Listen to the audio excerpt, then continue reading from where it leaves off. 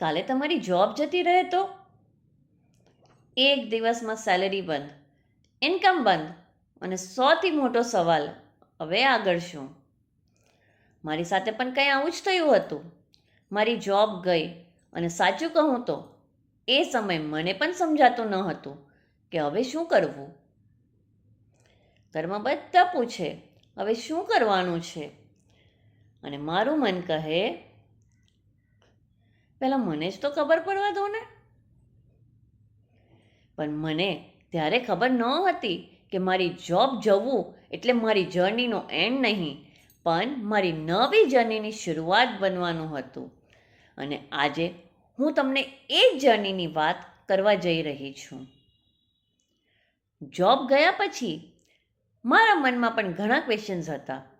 નવી જોબ શોધું, કંઈક નવું શીખવું, કે પહેલાં એક કપ ચાય લઈને શાંતિથી વિચારું. કારણ કે સાચું કહું તો જ્યારે લાઈફમાં કંઈક અચાનક બદલાય ને, ત્યારે આપનું બ્રેન પણ થોડા સમય માટે લોડિંગ, પ્લીઝ વેટ. પણ પછી મેં વિચાર્યું, દર વખતે કોઈ બીજું મને ઓપોર્ચ્યુનિટી આપે એની રાહ શા માટે જોવી? કેમ ના હું પોતે જ કંઈક નવું શીખવાનું શરૂ કરું? અને બસ અહીંથી મારી વિચારવાની રીત બદલાઈ ગઈ. એ પછી મેં નક્કી કર્યું કે હવે માત્ર નવી જોબ શોધવાને બદલે હું નવી સ્કિલ શીખીશ. અને અહીંથી મારી જર્ની શરૂ થઈ ગ્રો ચેમ્પિયન સાથે. પણ એક વાત શરૂઆતમાં જ સમજાઈ ગઈ હતી, માત્ર પ્લેટફોર્મ સાથે જોડાવાથી કોઈ જાદુ થવાનો નથી. એવું હોત તો બધા પ્લેટફોર્મ જોઈન કરીને સવાર સુધીમાં તો મિલિયનર બની ગયા હોત. પણ રિયાલિટી અલગ છે. સ્કિલ શીખવી પડે, પ્રેક્ટિસ કરવી પડે, મિસ્ટેક્સ કરવી પડે અને સૌથી ઇમ્પોર્ટન્ટ કામ કરવું પડે. એટલે મેં પણ નક્કી કર્યું કે હવે માત્ર વિચારવાનું નહીં, શીખવાનું અને એક્શન લેવાનું છે.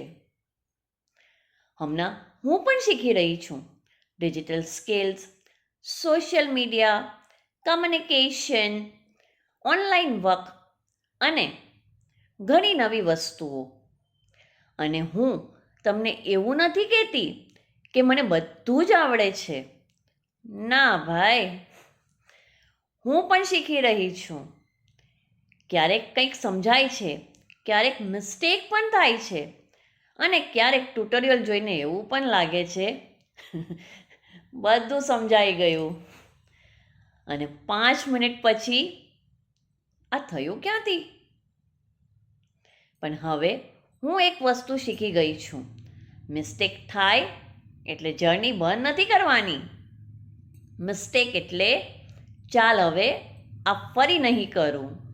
અને કદાચ લર્નિંગનો સૌથી ઇમ્પોર્ટન્ટ ભાગ પણ આ જ છે. ધીમે ધીમે મને સમજાયું કે આજના સમયમાં માત્ર એક સ્કિલ શીખવી પૂરતી નથી.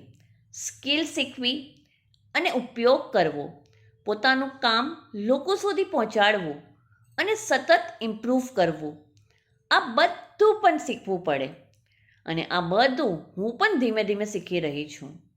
એટલે મારી વિડીયોમાં તમને માત્ર સક્સેસની વાતો ના મળે, ક્યારેક મારી મિસ્ટેક પણ મળશે. કારણ કે પરફેક્ટ બન્યા પછી જર્ની શેર કરવી સરળ છે, પણ લર્નિંગ દરમિયાન જર્ની શેર કરવી એ જ રિયલ જર્ની છે. અને જો તમે પણ ક્યારેક એવું વિચાર્યું હોય, મારે કંઈક નવું કરવું છે પણ શરૂઆત ક્યાંથી કરું, તો બિલીવ મી, આ ક્વેશ્ચન્સ માત્ર તમારો નથી. હું પણ ત્યાંથી જ શરૂ થઈ હતી. ડિફરન્સ એટલો જ છે કે પહેલાં હું વિચારતી હતી, હવે હું કરવાનું શરૂ કરી રહી છું.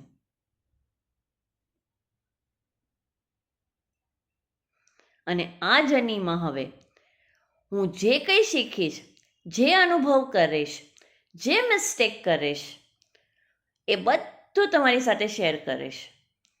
તો જો તમે પણ મારી સાથે આ જર્નીમાં જોડાવા માંગો છો તો સબસ્ક્રાઈબ કરી લો. કારણ કે નેક્સ્ટ વિડીયોમાં હું તમને બતાવીશ મેં શરૂઆતમાં સૌથી પહેલાં કઈ સ્કિલ શીખવાનું શરૂ કર્યું અને એ સ્કિલ શા માટે પસંદ કરી. અને હા, આ વખત કદાચ ટ્યુટોરિયલ વચ્ચે મારું બ્રેન ફરીથી લોડિંગ પર ના જાય. મળીએ નેક્સ્ટ વિડીયોમાં.